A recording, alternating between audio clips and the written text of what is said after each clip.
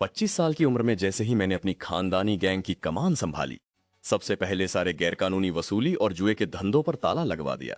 हद तो तब हो गई जब मैंने अपने गुंडों के लिए सरकारी बीमा और पेंशन जैसी सुविधाएं शुरू करवा दी। मेरा सबसे खास वफादार लिहाओ तो ये देखकर सदमे में चला गया। कहने लगा कि भाई हम माफिया हैं या कोई आईटी कंपनी। मैंने उसे समझाया कि अबे ओ हाओ, ये मारकाट और गुंडागर्दी अब पुराने जमाने की बात हो गई है। नए दौर में सिस्टम के साथ चलना पड़ता है। जब मेरे डैड का विकेट गिरा तब मैं विदेश में एमबीए की पढ़ाई कर रहा था और मुझे इमरजेंसी में बुलाकर इस हेलियान शेंगेंग का बॉस बना दिया गया। मैंने आते ही सबको क्लियर कर दिया कि आज से यहां मेरी चलेगी, किसी को कोई दिक्कत है तो अभी बोल दे। इस पर एक पुराने खूसट ने ज्ञान देना शुरू किया। बोला कि तेरे बाप की इज्जत करते हैं इसलिए चुप है, पर तू किताबी कीड़ा हमारे धंधे के नियम क्या खाक जानेगा। तुझे पता भी है कि मार्केट से पैसा कैसे वसूलते हैं या इलाका कैसे कब्जाते हैं। मैंने उसकी बातों को ऐसे इग्नोर किया जैसे लोग यूट्यूब पर एड्स को करते हैं। मैंने कहा कि तुम्हारी ये मारपीट वाली नौटंकी अब बच्चों का खेल लगती है। जमाना बदल चुका है चाचा। सब चिल्लाने लगे कि मैं पागल हो गया हूं और अपनी ही गैंग की लंका लगा रहा हूं। कहने लगे कि अगर कमाई का जरिया बंद कर दिया तो भाई लोग साथ क्यों रहेंगे, ये लड़का तो हमारी जड़ें ही काट देगा। मैंने मुस्कुराते हुए कहा, रिलैक्स हाओ, सभ्य समाज में अब दिमाग का इस्तेमाल होगा, लात घूंसों का नहीं। तो बात ऐसी है कि अब से सारे एम्प्लॉयज पक्का लेबर कॉन्ट्रैक्ट साइन करेंगे और कंपनी सबको 5 इंश्योरेंस और एक फंड की सुविधा देगी। ये सुनते ही मीटिंग रूम में ऐसा सन्नाट की सुविधा देगी जैसे किसी ने सबकी बोलती बंद कर दी हो। सब मुझे फटी आंखों से ऐसे देख रहे जैसे मैंने उनकी किडनी मांग ली हो। एक नमूना तो पूछने लगा कि ये कौन सा सोना है और क्या ये 24 कैरेट का है। अब एक गधो, ये सोना नहीं है।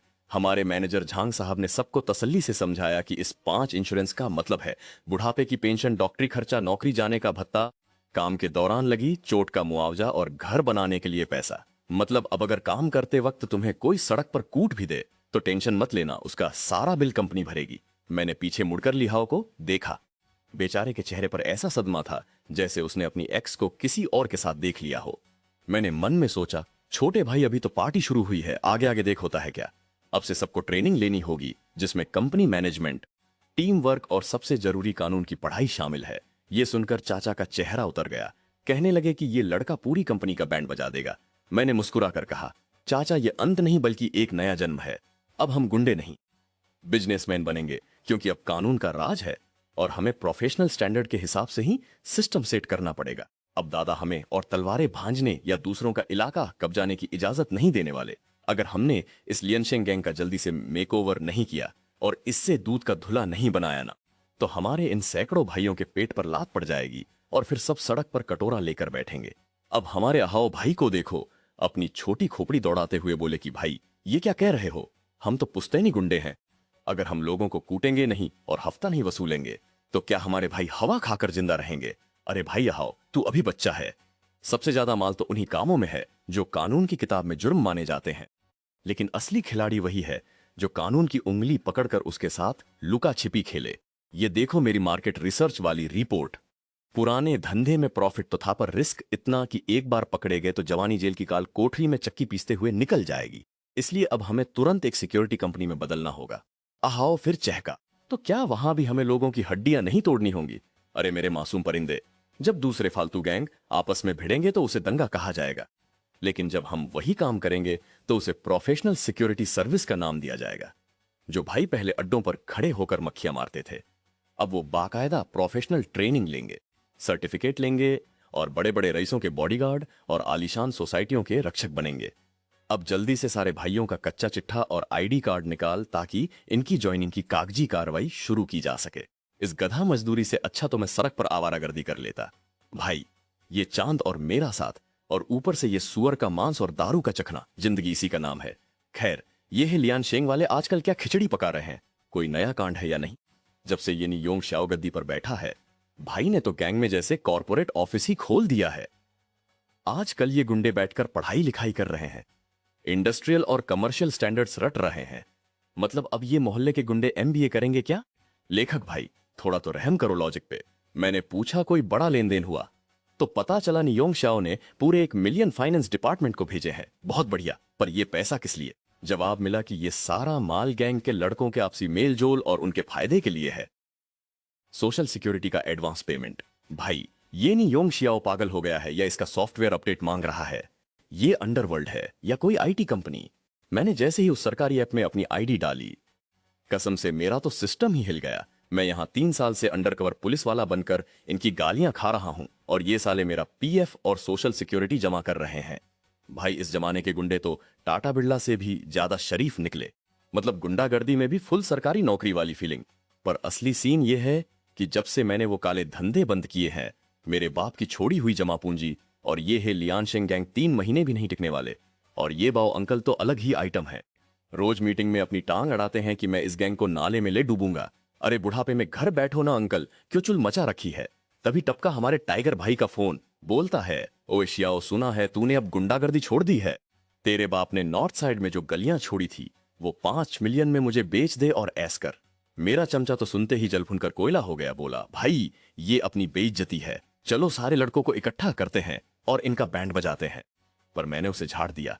अबे, इन जैसे दिमाग से पैदल लोगों के लिए हथियार उठाना मतलब अपनी ही वैल्यू कम करना है। अरे टाइगर भाई, जमाना बदल गया है। अब ये हर बात पे मार काट करना आउटडेटेड हो गया है।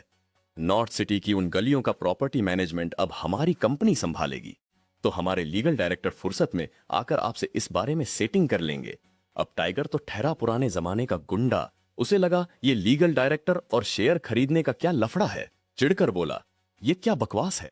अगर तमीज से नहीं दोगे तो मैं खुद छीन लूंगा। हमारे हीरो ने भी पूरे टशन में नंबर 8 को ऑर्डर दिया। सुन, लीगल डिपार्टमेंट को बोल कि इस टाइगर गैंग को एक कड़क सा लीगल नोटिस भेजे। उन पर इल्जाम लगाओ कि वो गलत तरीके से कंपटीशन कर रहे हैं और हमारे ग्रुप की इज्जत की धज्जियां उड़ा रहे हैं। उनसे कहो कि सबके सामने माफी मांगे और मेंटल टॉर्चर के बदले हर्जाना भरे। अब साइडकिक को लगा कि ये क्या फालतूगिरी है। बोला, हाई इस कागज के टुकड़े से कुछ होगा क्या? हीरो ने स्वैग में कहा, होगा या नहीं बस देखते जाओ। 3 दिन बीत गए। टाइगर भाई अपनी पूरी पलटन लेकर लड़ने के लिए तैयार बैठे थे। पर वहां बंदे नहीं बल्कि लाल ठप्पे वाला एक लीगल नोटिस पहुंचा। अब टाइगर और उसके छपरी भाई लोग पूरे दिन उस लेटर को ऐसे घूर रहे थे जैसे उसमें कोई एलियन की भाषा लिखी हो। उन्हें खाक समझ नहीं आ रहा था कि ये टॉर्ट लाइबिलिटी और लिटिगेशन सब्जेक्ट जैसे भारी भरकम शब्द क्या बला है। टाइगर गुस्से में चिल्लाया, ये क्या बकवास कचरा लिखकर भेजा है? वो लड़का तो एकदम फट्टू निकला जो वकीलों के पीछे छुप रहा है। चलो भाइयों, आज रात अपनी पूरी पलटन लेकर शहर के उत्तर की तरफ निकल जाओ और उसे लियनशेंग के ठिकाने को तहस नहस कर दो। लो भाई, गुंडों की शिफ्ट शुरू हो गई है। उसी रात टाइगर गैंग के दर्जनों नल्ले गुंडे पूरी चौड़ में आकर बार के अंदर घुस गए। लेकिन अंदर कदम रखते ही बेचारों की सिट्टी पिट्टी गुम हो गई। वहां कोई डरे हुए शरीफ लोग नहीं बल्कि हाथों में ढाल और रबर के डंडे लिए बड़े बड़े बॉडी बिल्डर्स पहले से ही उनका स्वागत करने के लिए तैयार खड़े थे। और अपना हीरो ली हाओ, वो तो वहां टांग पर टांग चढ़ाकर ऐसे नवाबी ठाठ से बैठा था जैसे अपने बाप की शादी में आया हो। वो हाथ में सिक्योरिटी रूल्स की किताब लेकर ज्ञान पेलने लगा कि देखो भाई, नियम के मुताबिक अगर तुम यहां तोड़फोड़ करोगे तो हमें अपनी रक्षा में तुम्हारी कायदे से कुटाई करने का पूरा हक है। अब सामने वाला गुंडा चिढ़कर बोला, अबे तू मुझे ट्यूशन पढ़ा रहा है क्या? ली हाओ ने बस हल्के से हाथ का इशारा किया और उसके गार्ड्स भूखे शेरों की तरह उन गुंडों पर टूट पड़े। अब क्योंकि ये गार्ड्स एकदम प्रोफेशनल ट्रेनिंग लेकर आए थे तो इन्होंने टाइगर गैंग के छर्रों को गाजर मूली की तरह काटना शुरू कर दिया और पलक झपकते ही पूरे माहौल को ठंडा कर दिया। तभी वहां प्रेसिडेंट नंबर 1 वाले कस्टमर पर जैसे ही हमला हुआ, मदद के लिए ऐसी गुहार लगाई गई कि अगले ही पल पुलिस की गाड़ियां बार के गेट को ऐसे घेर लेती हैं जैसे मोहल्ले में फ्री का राशन बंट रहा हो। अब जो गुंडे वहां अपनी कुटाई करवाने आए थे उनकी तो बुरी तरह जल गई। वो चिल्लाने लगे, अबे ओए, हमने तो बस तुम लोगों को कूटने की कोशिश की थी और तुम लोगों ने सीधा पुलिस को ही बुला लिया। तुम तो अंडरवर्ल्ड के नाम पर कलंक हो, साले गद्दार कहीं के। अभी टाइगर भाई के चमचे अपनी इस बेइज्जती का सदमा झेल ही रहे थे कि पुलिस ने उन्हें जमीन चटा दी और हाथों में चमचमाती चांदी की चूड़ियां यानी हथकड़ियां पहना दी। ऑफिसर भी थोड़ा कंफ्यूज था। बोला, पता नहीं तुम ही लियनशेंग वाले आजकल कौन सा सस्ता नशा कर रहे हो, पर पुलिस को बुलाना अच्छी बात है। वो पुराने जमाने का गुंडागर्दी वाला कचरा अब छोड़ ही दो तो बेहतर है। हमारा हीरो भी एकदम गाय जैसा सीधा बनकर बोला, जी सर, हम तो बहुत शरीफ और संस्कारी नागरिक है। अपने कस्टमर को सिक्योरिटी देना तो हमारा फर्ज है। अब पुलिस तो मंगू गैंग का बोरिया बिस्तर समेट कर ले गई, लेकिन यहां ली हाओ का तो पूरा सिस्टम ही हिल गया। वो सोच रहा है, भाई ये क्या बकवास है? न कोई हफ्ता वसूली, न कोई दादागिरी। ये साले गुंडे हैं या कोई भजन मंडली चला रहे हैं? अगर ये लोग ऐसे ही शरीफ बनते रहे तो मेरी अंडरकवर नौकरी तो शुरू होने से पहले ही विसर्जित हो जाएगी। मंगू गैंग के इस तमाशे के बाद पिछले कुछ वक्त में हे लियांशेंग गैंग में मेरा रुतबा और दबदबा एकदम रॉकेट की तरह ऊपर जा रहा था। जो नमूने कल तक मेरे फेल होने का वेट कर रहे थे, अब उन्हें लगने लगा कि इस नए ड्रैगन हेड में वाकई कुछ दम है। पर भाई, सच तो सिर्फ मुझे पता था। इस महीने की सैलरी और सोशल सिक्योरिटी यानी पीएफ भरने के बाद हमारे ग्रुप का बैंक बैलेंस ठन ठन गोपाल होने वाला था। अब पैसे कम हुए तो ये बुढ़ाऊ अंकल बाओ और उनकी सलाहकार समती के पेट में फिर से मरोड़ उठने लगी। ये बुढ़े पीठ पीछे खिचड़ी पका रहे थे। कहने लगे, अरे आसियाओ, भाइयों के पास अब सुट्टा पीने तक के पैसे नहीं बचे हैं। अगर माल का जुगाड़ नहीं हो सकता तो चुपचाप ये गद्दी छोड़ दे। तभी मुझे पता चला कि शहर के दक्षिण वाली उस मार्केट का क्या हाल है। पहले वहां अंकल बाओ के गुंडे हफ्ता वसूली करते थे, पर जब से मैंने वहां प्रोटेक्शन मनी लेने पर बैन लगाया, वो सब वहां से बोरिया बिस्तर समेट कर भाग गए। अब वहां सरेआम दंगे हो रहे हैं और कई गैंग्स उस इलाके पर कब्जा करने के लिए आपस में भिड़ रही हैं। मैंने सोचा, बेटा यही तो मौका है चौका मारने का। मैंने अपनी टीम से कहा, ये फाइल देखो और मेरे साथ साउथ सिटी चलो। वहां हम नया बिजनेस यानी मार्केट खोलेंगे। अब हम गुंडागर्दी नहीं, सर्विस बेचेंगे। हमारा सिल्वर पैकेज है 3,000 महीना, जिसमें रोज पेट्रोलिंग और दुकान के बाहर सेफ शॉप का बोर्ड मिलेगा। और जो ज्यादा रईस हैं उनके लिए 10,000 का गोल्ड पैकेज, जिसमें 24 घंटे सिक्योरिटी वाले आपकी सेवा में तैनात रहेंगे। डायमंड पैकेज महीने का 50,000। इसमें बाकी सबके साथ साथ आपको कानूनी सलाह और क्राइसिस मैनेजमेंट जैसी वीआईपी सर्विस भी मिलेगी। मैंने कहा, भाई ये तो बस हफ्ता वसूली का नया और चमकीला तरीका है ना। जैसे पुरानी शराब को नई बोतल में डाल दिया हो। तो सामने वाला बोला, अरे नहीं नहीं छोटे, हफ्ता वसूली तो गैर कानूनी होती है और हम तो शरीफ लोग हैं। इसे कहते हैं सर्विस खरीदना, जो कानून की नजर में बिल्कुल दूध की धुली है। हम प्रोफेशनल सिक्योरिटी देंगे और बदले में अपनी मेहनत की कमाई यानी बिजनेस फीस लेंगे। समझे? हमारे पास बाकायदा कॉन्ट्रैक्ट है, पक्का बिल है और हम सरकार को टैक्स भी भरते हैं। हफ्ता वसूली को इस लेवल पर भी खेला जा सकता है। ये देखकर तो मेरा दिमाग ही चकरा गया। कसम से भाई, इस दिमाग के लिए तो जान भी हाजिर है। अगले दिन मैं ली हाओ और अपनी एक ऐसी टीम के साथ, जो नए नवेले सूट पहनकर एकदम जेंटलमैन लग रहे थे, साउथ सिटी के मार्केट पहुंच गया। हमने पुराने जमाने के गुंडों की तरह घर घर जाकर दरवाजा नहीं खटखटाया, बल्कि जैसे कोई बड़ी कंपनी अपनी मार्केटिंग करती है वैसे ही चौराहे पर एक स्टॉल लगा लिया और ऊपर बड़ा सा बैनर टांग दिया, ही लियांशेंग सिक्योरिटी आपकी सेवा में हाजिर है। लोग हमें देखकर आपस में खुसर पुसर करने लगे, अरे ये तो वही ही लियांशेंग के गुंडे हैं ना। क्या अब ये गुंडागर्दी छोड़कर सीधे साधे बिजनेसमैन बन गए? सिक्योरिटी पैकेज बेच रहे हैं लगता है। पैसों के चक्कर में इन सब का दिमाग पूरी तरह सटक गया है। तभी एक दुकान का मालिक पास आया और पूछने लगा कि भाई ये एक महीने का रेट। वहां तो भाई साहब पूरा लफड़ा शुरू हो चुका था। बेचारा रेस्टोरेंट का मालिक डर के मारे अपनी जेब ढीली करने ही वाला था कि तभी मैंने ली हाओ को एक कातिल इशारा किया। मैंने बड़े प्यार से पूछा, भाई लोग क्या सीन है, यहां क्या पंचायत चल रही है? अब उन गुंडों में से एक चमन ने पलटकर बोला, तू कौन है बे, निकल यहां से, हमारे धंधे के बीच में मत आवरना पछताएगा। मैंने भी अपनी कॉलर ऊंची की और एकदम हीरो वाली एंट्री मारते हुए बोला, देख भाई, मैं ही लियांशेंग सिक्योरिटी का ऑन ड्यूटी ऑफिसर हूं और ये दुकान हमारे क्लाइंट की है। तुम्हारी ये जो छपरी वाली गुंडागर्दी चल रही है ना, ये सीधे सीधे कानून तोड़ना है तो चुपचाप पतली गली से निकल लो, वरना हमें जबरदस्ती डंडे का इस्तेमाल करना पड़ेगा। वो गधा हंसते हुए बोला, ऑन ड्यूटी बंदा, अबे तू किसे डरा रहा है? कंट्रोल रूम, कमर्शियल स्ट्रीट में फालतू का लफड़ा हुआ है, सस्पेक्ट्स काबू में है, पुलिस को भेजो। अबे ये क्या मजाक चल रहा है? ये लोग गुंडे हैं या मोहल्ले की आंटी? पुलिस को कौन बुलाता है भाई? मुझे लगा था ये लोग हाथ पैर तोड़कर कचरे के डिब्बे में फेंकेंगे, पर यहां तो भाईचारे का नाटक चल रहा है। दुकानदार तो इतना गदगद हो गया जैसे उसे फ्री की बिरयानी मिल गई हो। कहने लगा, छोटे भाई तुम्हारा वो सबसे महंगा वाला सिक्योरिटी प्लान कितने का है?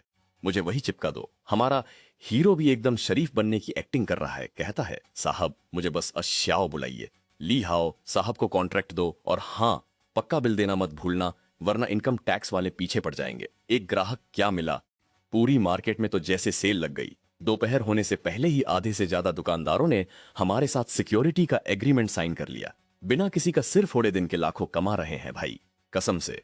सीधा हफ्ता वसूली करने से ज्यादा सुकून तो इस लीगल तरीके से चूना लगाने में आ रहा है। कंपनी के पास पैसों की तंगी तो फिलहाल खत्म हो गई, पर असली सिरदर्द तो अब शुरू होने वाला है, क्योंकि अब एंट्री होती है टाइगर गैंग के बड़े डैडी टाइगर भाई की। तो भाई देखो, वो टाइगर भाई जेल में 2 दिन क्या कटे, बाहर आते ही खुद को मोहल्ले का डॉन समझने लगे। उनके हिसाब से हमने जो पुलिस को बुलाया था वो उनके तथाकथित अंडरवर्ल्ड वाले सम्मान पर एक ऐसा धब्बा था जिसे वो बर्दाश्त नहीं कर पाए। तो फिर क्या था? भाई ने अपने चंगू मंगुओं को भेजा और हमारे एक अकेले जा रहे लड़के को घेर कर इतना पेला कि बेचारा अभी हॉस्पिटल में यमराज से अपनी अपॉइंटमेंट कैंसिल करवाने की कोशिश कर रहा है।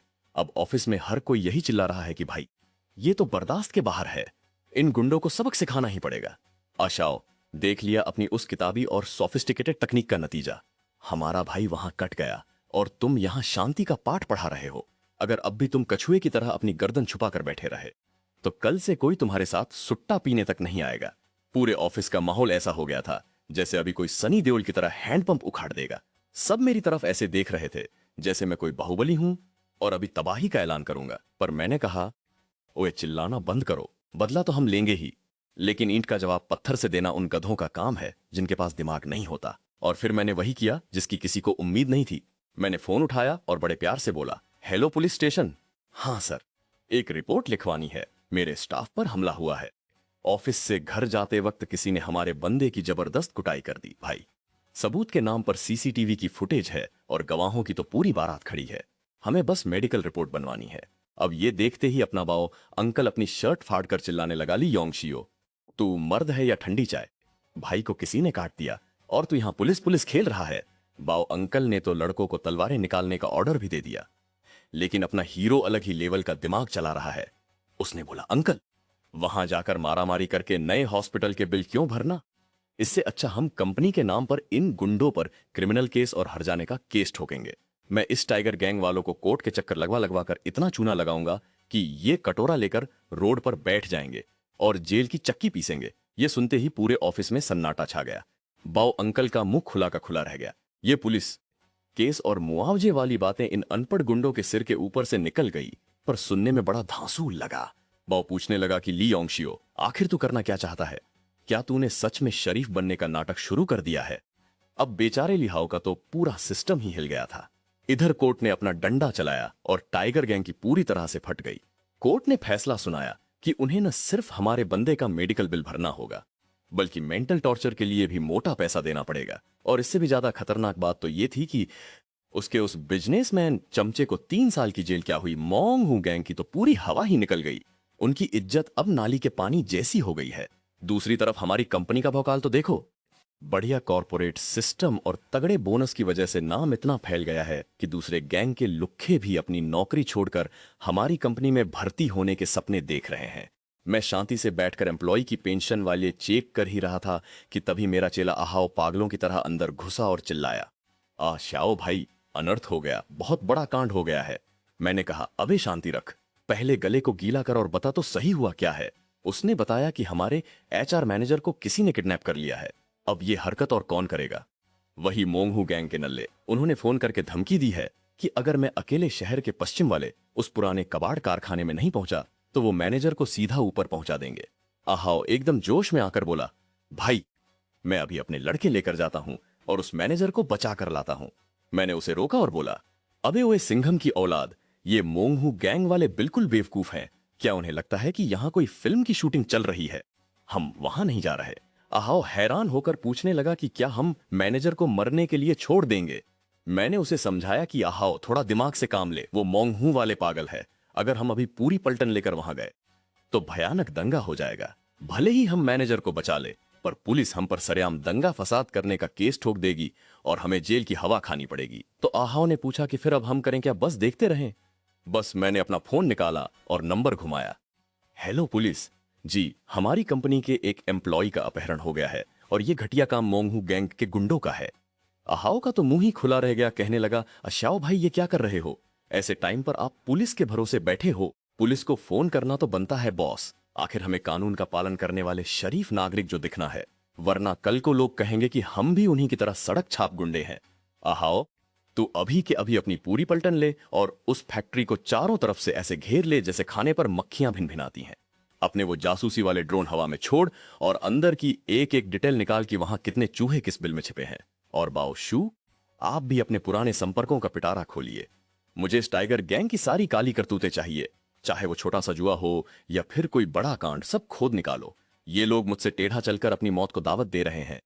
अब मैं इन्हें ऐसा मजा चखाऊंगा कि इनका नामो निशान तक मिट जाएगा। इधर लीहाओ अपनी पूरी हथियारबंद सिक्योरिटी टीम लेकर किसी साये की तरह उस पुरानी फैक्ट्री के बाहर पहुंच गया। जैसे ही उसने थर्मल इमेजिंग वाले ड्रोन उड़ाए, फैक्ट्री के अंदर का सारा ढांचा और वहां मौजूद गुंडों की लोकेशन मेरे कंप्यूटर स्क्रीन पर ऐसे चमकने लगी जैसे दिवाली की लाइटें। उधर बाओ शू ने भी अपने पुराने खबरी एक्टिव कर दिए थे। गली मोहल्ले के सारे छपरी और खबरी अब बाओ शू के फोन पर खबरें बरसा रहे थे। पता चला कि ये टाइगर गैंग वाले शहर के पूर्वी इलाके में एक अंडरग्राउंड जुए का अड्डा चलाते हैं और भारी ब्याज पर लोगों को पैसे बांटते हैं। और भाई साहब, इनका वसूली का तरीका तो देखो। अगर कोई पैसा वापस ना कर पाए तो ये सीधे हाथ पैर काटने पर उतर आते हैं। इनके केटीवी में भी तगड़ा झोल है, न तो फायर सेफ्टी का ठिकाना है और वहां लड़कियां भी गैर कानूनी तरीके से रखी गई हैं। अब आया ऊंट पहाड़ के नीचे। टाइगर भाई, तुमने गलत आदमी के इलाके में घुसकर अपनी शामत बुला ली है। अब तुम्हें तुम्हारे दादाजी का असली इंसाफ चखना पड़ेगा। Hello police station. हाँ, मुझे शहर के ईस्ट वाले टाइगर गैंग के बारे में एक तगड़ी टिप देनी है, जो वहां चोरी छिपे अपना एक अलग ही स्वतंत्र इलीगल लोन बांटना और फायर सेफ्टी के साथ खिलवाड़ करना अब भारी पड़ने वाला था। ये जो रात वाला केटीवी है ना, इसमें आग लगने के इतने चांस हैं कि नरक भी इसके सामने ठंडा लगे। मैंने एक के बाद एक फोन घुमाना शुरू किया और देखते ही देखते कानून का वो अदृश्य जाल बिछाया कि अच्छे अच्छों की हवा टाइट हो जाए। उधर वो विलेन अपनी मूछे ताव देते हुए चिढ़ रहा था। साला वो योशाओ अभी तक आया क्यों नहीं? क्या उसे तेरी जान की रत्ती भर भी परवाह नहीं है? मैंने भी टशन में बोल दिया, देखो विलेन साहब, अभी भी टाइम है, मुझे छोड़ो और खुद जाकर सरेंडर कर दो, वरना किडनैपिंग के चक्कर में जेल में ऐसी चक्की पीसनी पड़ेगी कि जिम जाना भूल जाओगे। लेकिन तभी विलेन का चमचा हाफते हुए आया और बोला, बॉस लंका लग गई, हमारे सारे अड्डों पर रेड पड़ गई है। विलेन की तो जैसे सिट्टी पिट्टी गुम हो गई। क्या मतलब रेड पड़ गई? हमारे सारे केटीवी, कसिनो और नाइट क्लब्स को पुलिस, टैक्स डिपार्टमेंट और फायर ब्रिगेड वालों ने एक ही झटके में नाश्ते की तरह चबा लिया है। विलेन रोने लगा, भाई मैंने हर साल इतने खोखे रिश्वत में दिए, फिर भी किसी ने मुझे पहले से टिप क्यों नहीं दी?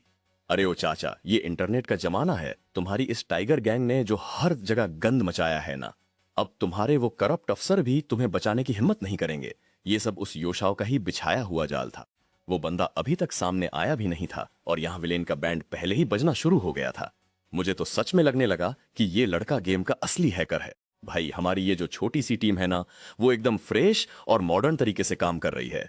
ये तुम्हारा लड़ाई झगड़ा करना, इलाकों के लिए एक दूसरे का सर फोड़ना और हफ्ता वसूली करना, सच कहूं तो ये सब अब बहुत पुराना और बोरिंग हो गया है। एकदम तुम्हारे दादाजी के जमाने के रेडियो जैसा। आज के जमाने में बड़े साहबों को सिर्फ शांति और स्टेबिलिटी चाहिए।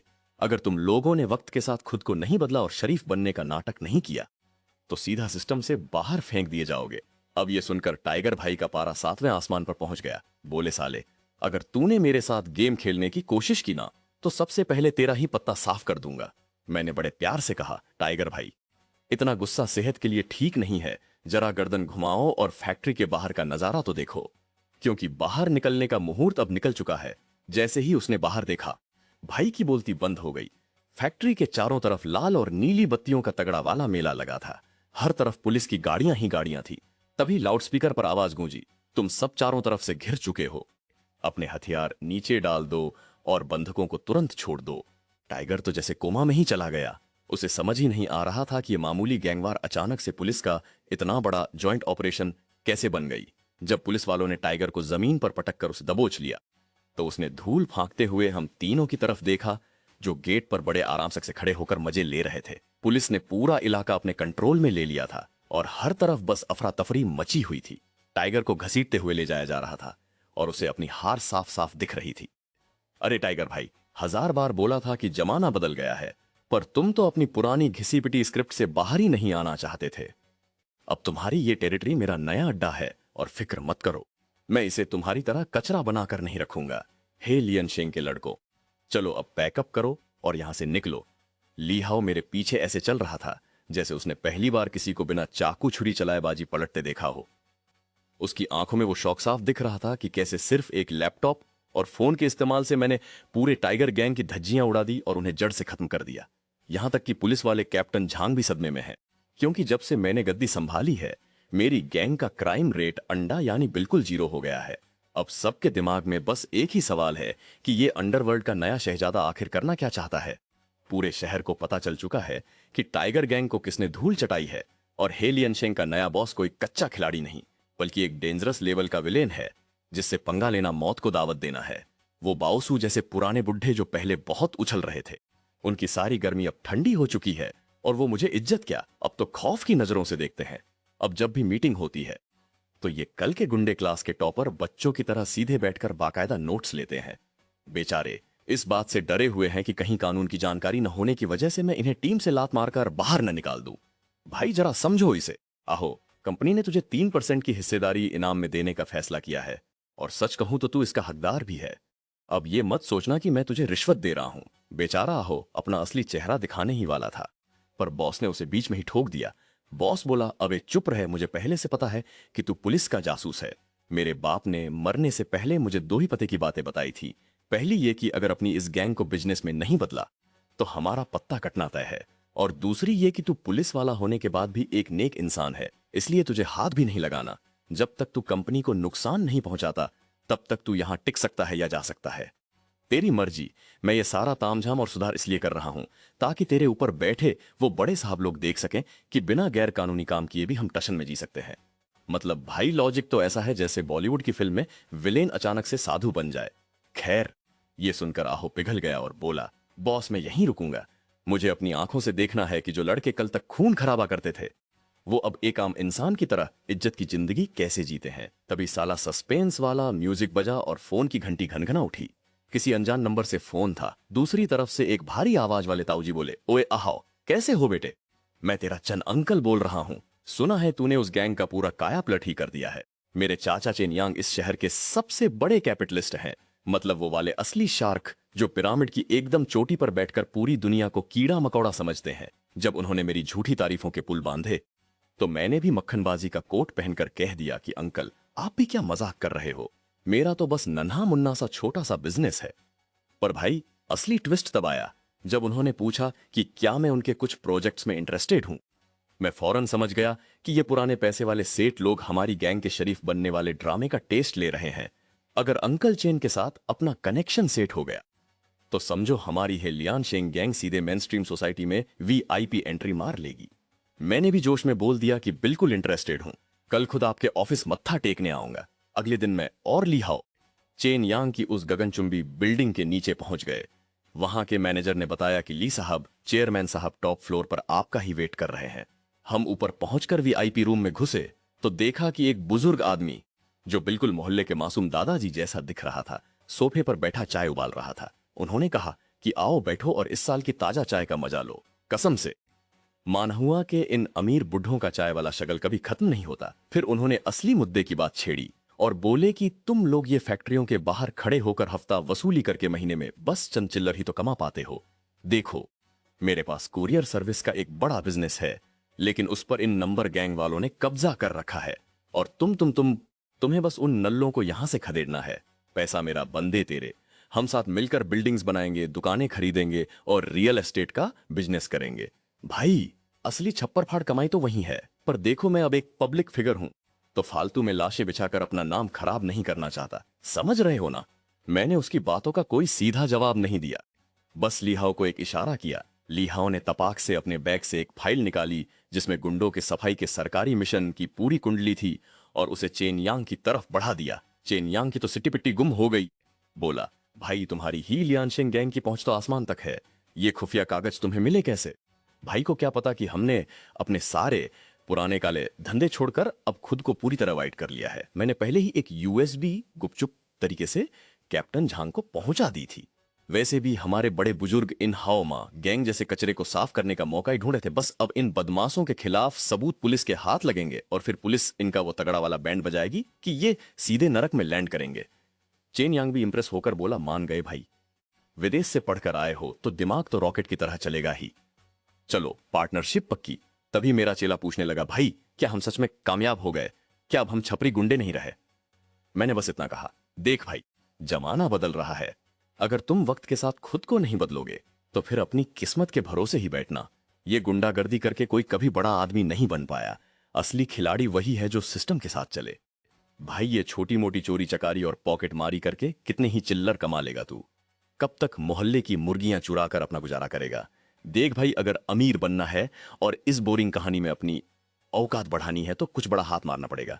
आज से हम सीधा रियल एस्टेट के धंधे में कदम रख रहे हैं, क्योंकि असली पैसा तो जमीन हड़पने में ही है। अब सीधा करोड़ों का खेल होगा और हम कुछ बड़ा कांड करेंगे। और इस साइडकिक को देखो, इसके पास और कोई काम तो है नहीं, तो तुरंत अपनी पूंछ हिलाते हुए कहता है, ठीक है चेयरमैन साहब।